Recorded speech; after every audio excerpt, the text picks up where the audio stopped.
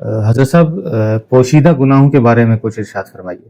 پوشیدہ گناہ جب آپ وفادار نہیں ہوتے اور وفاداری کا ڈھونگ کرتے ہیں اور یہ پوشیدہ گناہ ہے۔ جب آپ دوست نہیں ہوتے اور دوستی کا ڈھونگ کرتے ہیں یہ بھی پوشیدہ گناہ ہے۔ اللہ اللہ۔ جب آپ مہربان نہیں ہوتے اور مہربانی کا ڈرامہ کرتے ہیں یہ بھی پوشیدہ گناہ ہے۔ اللہ۔ اور جب آپ بے بس نہیں ہوتے اور بے بسی کا دعویٰ کرتے ہیں اور ڈھونگ رچاتے ہیں یہ بھی پوشیدہ گناہ ہے۔